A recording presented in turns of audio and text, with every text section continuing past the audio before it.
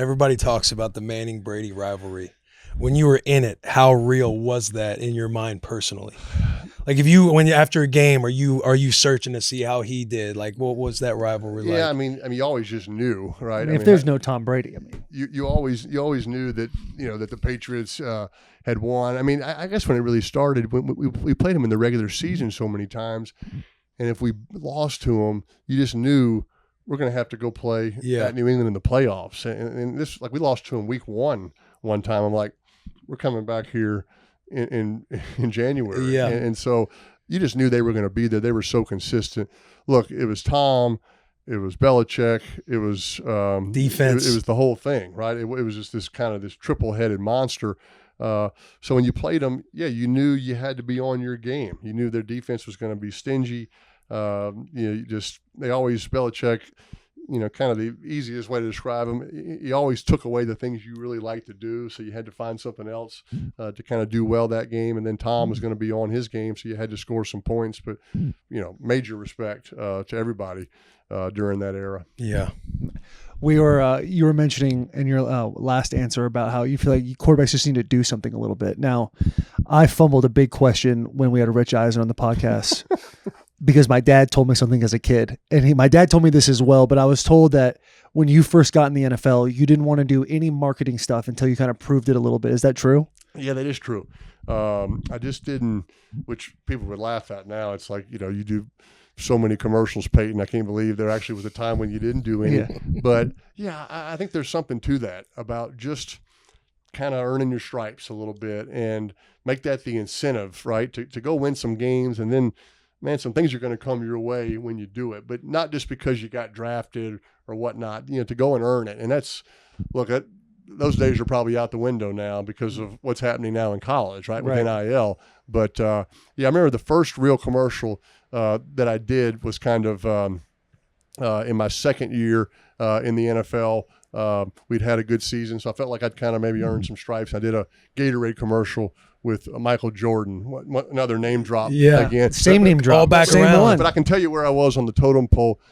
I never knew what a double was for a commercial. Michael Jordan had this double, a guy that looked kind of like him, that just made a ton of money, filling in for Mike on some of the commercials that he did. So I got there, and they said, "Hey, your double is going to be standing in for you." I'm like, "Oh, I've got a double. This is big. Can't wait to see him." And they said, your hair's a little longer than the double. Do you mind if we give you a little haircut to match the double? And I was like, is that how it's supposed to work? Like, would you tell Michael to shave his mustache to match his double? Something tells me. So I was pretty low on the totem pole, but look, it's still kind of my advice to rookies is, man, just go earn it. You go do it.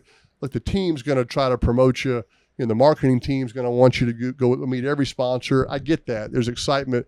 It really wasn't me as much, Taylor, as much as the Colts organization. I had a great general manager in Bill Polian who just said, hey, let this guy play football first before you kind of start trying to use him to promote the team and whatnot. And that really helped me just kind of concentrate on football. With your nephew, has he kind of taken that same approach? That was kind of what my advice was. Look, he's my nephew. He reaches out to me, for questions, but his dad's been around the block. Cooper's giving him great advice. And I think he wants to play. He wants to establish himself, first. And, obviously, I think they got a good team this year. I'm a big fan of Quinn.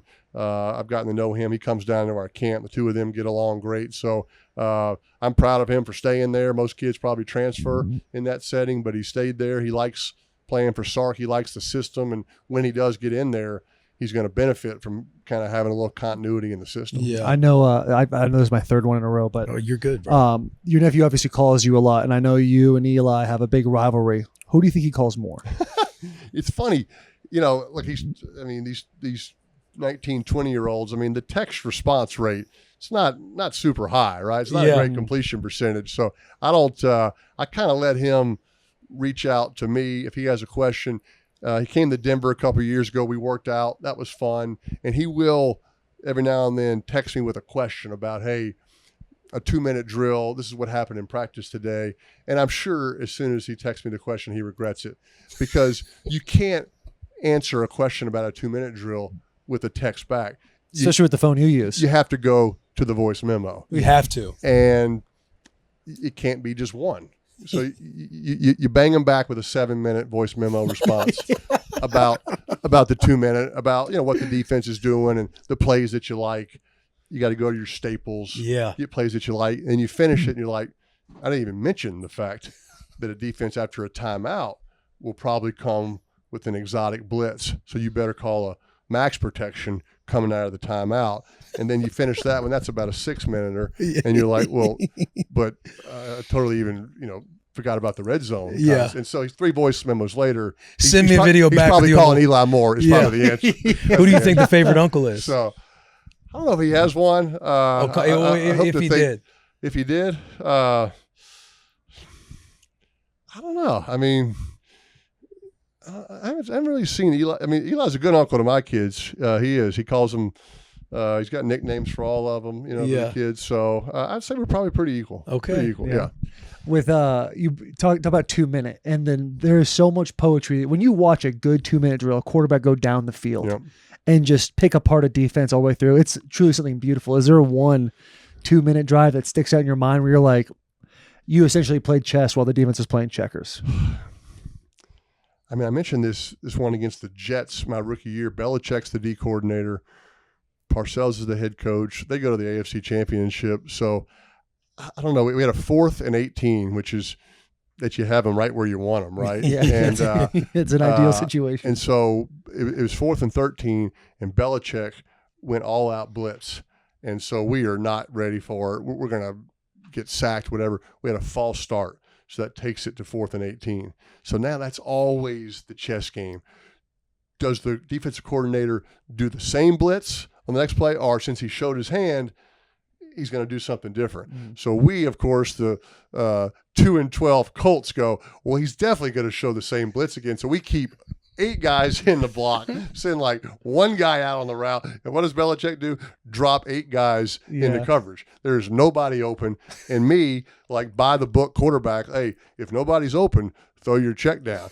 Probably not what you're supposed to Just do swarm. on 4th and 18, right? Yeah. But Coach, I was listening. I was taking notes, and I throw this check down to Marshall Faulk, and he breaks 7 tackles and gets the first down, and then we go down the rest of the way and throw a game-winning touchdown. So I always remember that one. But yeah, the 2-minute drill, my advice to quarterbacks, the pressure's on the defense. They have the lead. It really ought to be a time for a quarterback to kind of free up a little bit, right? And make the defense get tight, right? Hey, we can't give up this lead. Hey, let's better not blitz them. We're going to give a man-to-man. And so you want to try to kind of lean into that a little bit. But it means you've screwed up in the first 3.5 quarters to get to that point as a quarterback. So it's your chance to get out of a bad jam. But hopefully you can play a little free in that situation because nobody really expects you to come back, and maybe you can surprise the crowd. Yeah. What coordinator gave you the most problems? Patriots, Belichick, Rex Ryan was tough. He just did things that didn't make sense to me. I'm like, there's no way he can bring that guy, and he would bring. I was always looking when I watched the defense. Will, okay, they're never going to bring the will linebacker and the strong safety, so we can eliminate that. And then you watch the Jets or the Ravens game against the Bills, and they bring that exact blitz, and I'm like, dang, and so. I had a lot of sleepless nights getting ready to play against his teams.